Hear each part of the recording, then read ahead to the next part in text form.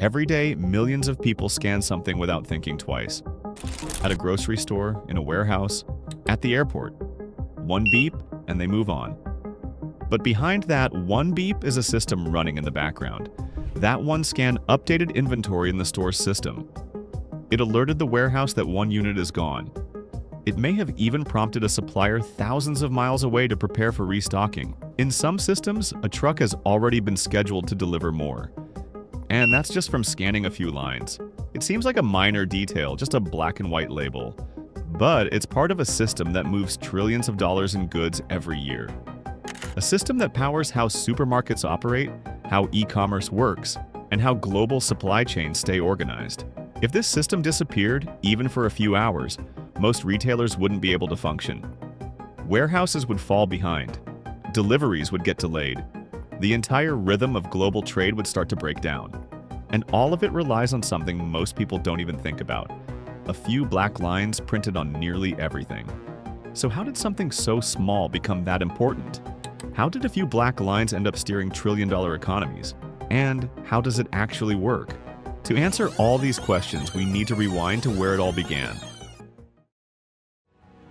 Before barcodes ruled global logistics, there was just chaos. In the 1940s, American supermarkets were exploding in size. More products, more customers, more pressure at the checkout lines. But the system wasn't keeping up. Every single item had to be manually tagged with a price. Cashiers had to type in every digit every time.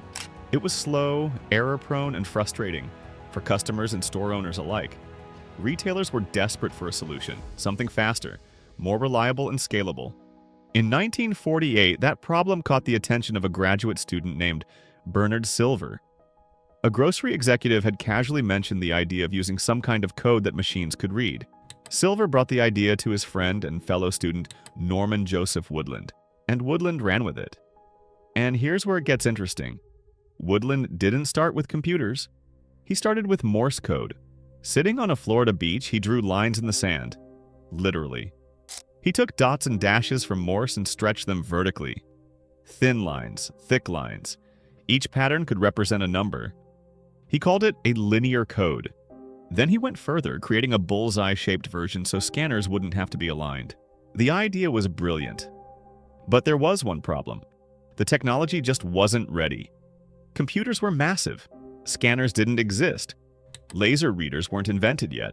Woodland and Silver filed a patent in 1949, and it was granted in 1952. But it gathered dust for over 2 decades.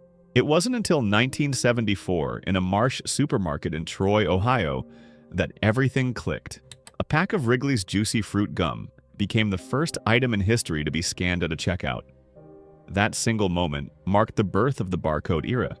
Interestingly, the choice of Wrigley's gum was not random.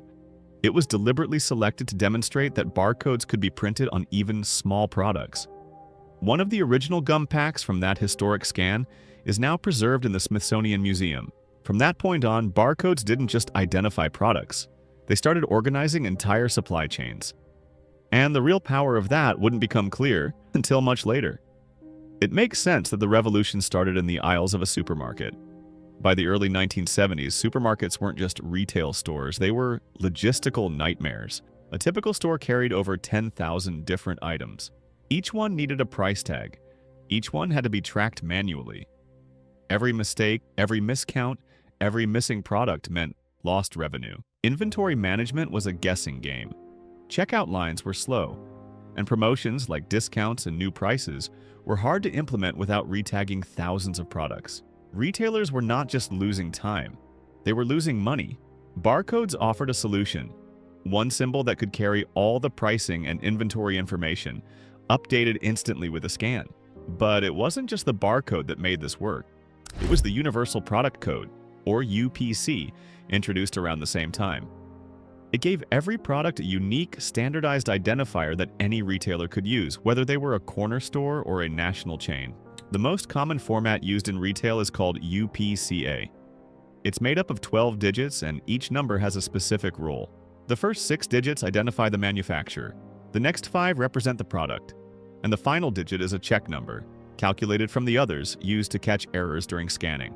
Barcodes are not large.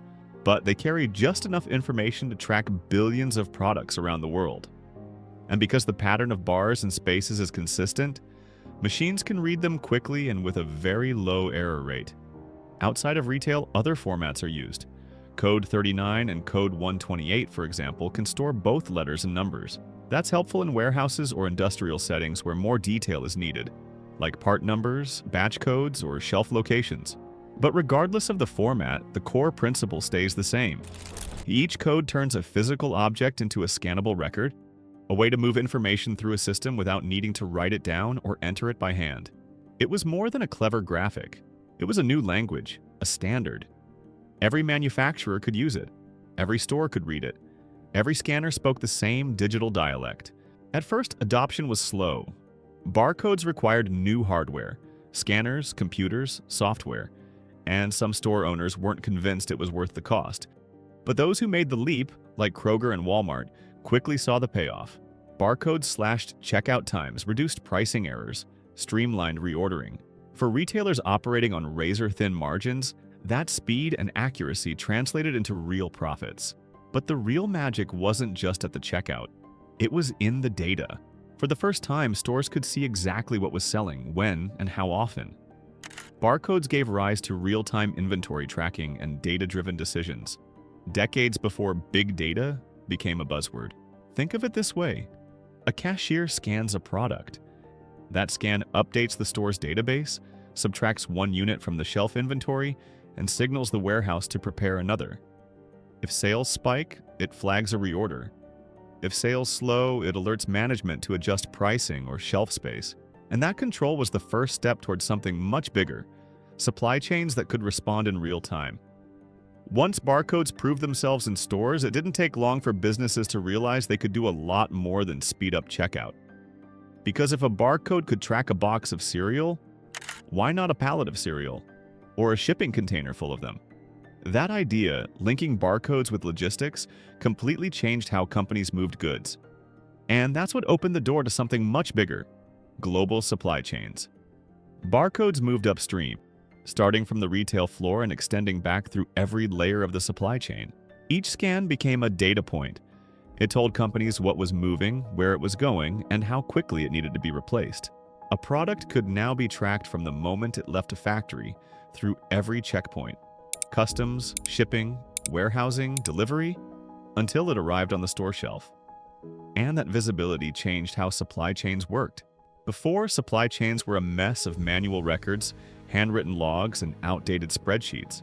If a shipment went missing, there was no easy way to trace it. If a product ran out, restocking might take weeks. Barcodes made it possible to see what was happening in real time. It wasn't just efficient, it was scalable.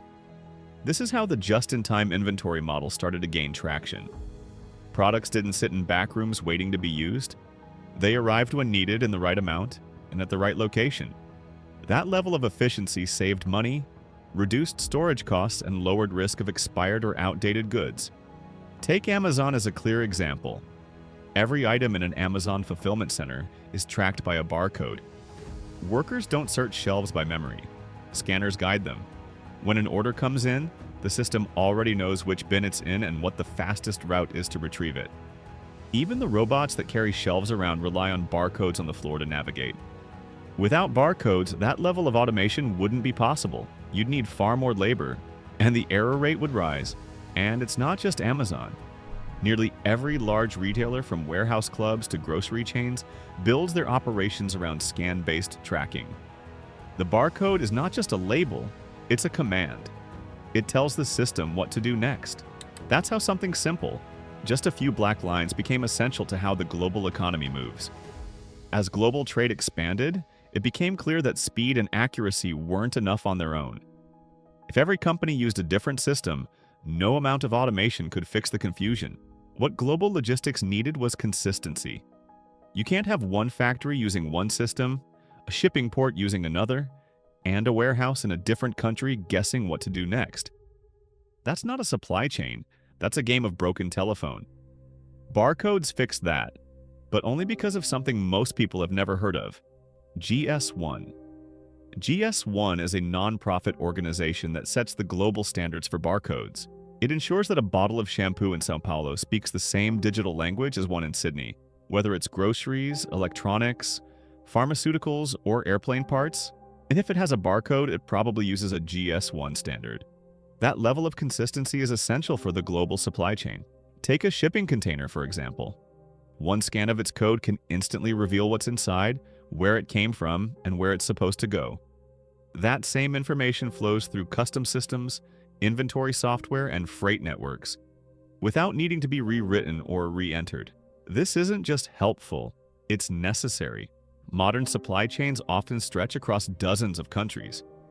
A single product might have parts made in 6 different places, assembled in a 7th and shipped to 10 more. Without standardized labeling and scanning, keeping that process organized at scale would be nearly impossible. Barcodes became more than a tracking tool. They became a feedback loop. And thanks to standardization, that loop works across borders, companies, and even languages. Whether you're in a Walmart in Texas or Carrefour in Paris, that beep at the checkout means the exact same thing. Without this invisible layer of coordination, modern commerce would grind to a halt. At this point, barcodes weren't just solving problems, they were enabling entirely new systems. As supply chains became more connected, the systems behind them had to keep up. That meant moving beyond manual scanning and introducing automation, and eventually AI. In places like Amazon, Alibaba, the entire system depends on machines talking to machines. Robots locate items by scanning shelf barcodes. Conveyor belts route packages based on ID codes. Automated arms sort, pick, and pack, guided entirely by data encoded in black and white lines. Each beep is a command, a confirmation, a decision point. It's what makes real-time operations possible at this scale. But we're not stopping at barcodes. Enter QR codes and RFIDs, the modern cousins of the traditional barcode. QR codes work a bit differently. Instead of scanning in a straight line, they can be scanned in any direction. That makes them capable of storing thousands of characters, which is why you'll see them used for things like shipping manifests, digital tickets, or contactless menus. RFID, or radio frequency identification, uses radio waves to track items without direct line of sight. Entire pallets can be scanned without opening a box. Retailers like Walmart use RFID to manage high-volume inventory more efficiently. Hospitals use it to track equipment and ensure medication is administered correctly. Airports use it to reduce lost luggage by scanning bags automatically as they move. And from the outside, none of it is obvious. You scan a boarding pass, a bag of chips, a shipping label. You don't see the network of decisions and optimizations triggered by that single scan. But behind the scenes, it's machines making decisions based on millions of beeps every second. This is no longer just a label, it's the interface between the physical and digital worlds. So far, we've talked about how barcodes keep the system running. But what happens when they don't? Let's say the scanners go down. The barcode system crashes.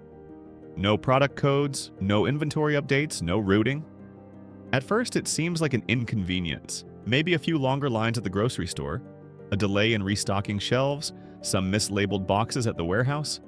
But zoom out, and it snowballs. Suddenly, orders start piling up. Packages go missing, trucks are delayed. The store doesn't know what's in stock. The warehouse can't find the right pallet. The supplier has no idea when to ship. It's not just inefficient, it's catastrophic. Sure, you could go back to pen and paper, but good luck doing that at Amazon scale. Manual tracking in a modern warehouse is not just slower, it's nearly impossible. Barcodes don't just make things faster, they make modern logistics possible. And like most critical infrastructure, you only notice it when it stops working. If you made it to the end, thanks for watching. What other systems are holding everything together that we rarely think about? Let me know in the comments.